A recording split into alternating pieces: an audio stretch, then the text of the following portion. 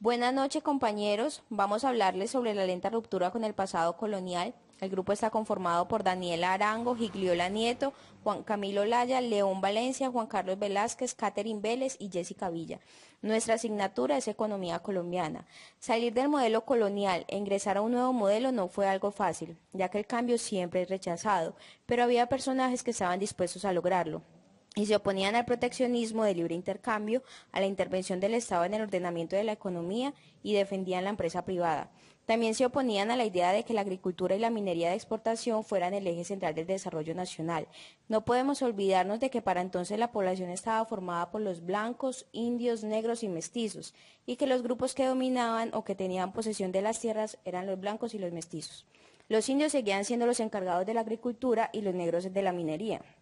Tiempo después, y por motivos de independencia y guerras, la población se catalogó entre libres y esclavos, pero ello no evitó que la población colombiana siguiera en crecimiento. Esta ruptura se evidenció principalmente en los siguientes aspectos. La población, en 1810, estratificación por castas, negros, indios, libres de todos los colores y blancos y mestizos, grupos dominantes de la sociedad colonial.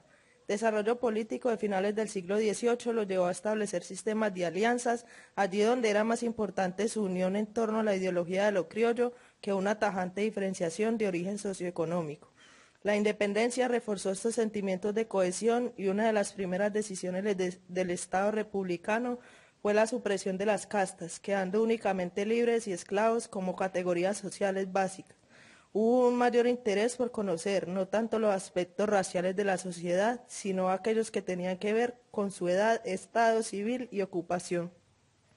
Las guerras como fenómeno demográfico no causaban solamente perjuicios físicos que dejaron un rastro de crímenes, vagancia, ruina y bandidaje.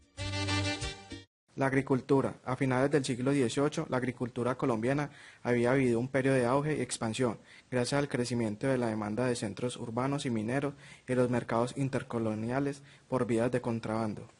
La expansión de otras economías coloniales generó competencias comerciales que hicieron entrar en contradicción los intereses de los empresarios agrícolas con las políticas del sistema colonial en su conjunto.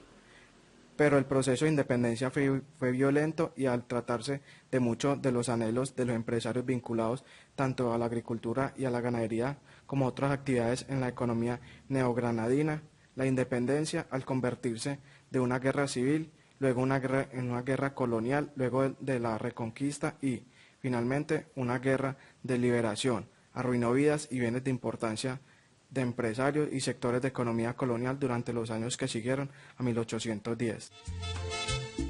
En 1819 comenzaron a hacerse esfuerzos de reconstrucción y conservación de las estructuras económicas vigentes, aunque las secuelas de la guerra impidieron que en la década del 20 hubiera un cambio total de la economía. Fue solo en la década del 30 cuando se reordenó la economía nacional y los viejos herederos del sistema de haciendas propio del siglo XVIII se lanzaron en una ofensiva de reconstrucción de los antiguos órdenes. Era muy difícil contener los avances dejados por 20 años de lucha, que habían logrado agrietar el orden del campo colonial. Crear nuevas relaciones de trabajo, buscar nuevas perspectivas de trabajo y reorientar la economía agraria a aquellos productos que parecían ofrecer mejores perspectivas de desarrollo. En 1820 mostraron los esfuerzos por reordenar la economía hacia un u otro modelo. Los gobiernos posteriores a 1830 lograron sostener un patrón de desarrollo sobre parámetros de origen colonial. En la minería, la guerra desarticuló toda estructura económica, fiscal y monetaria que estaba basada en la minería.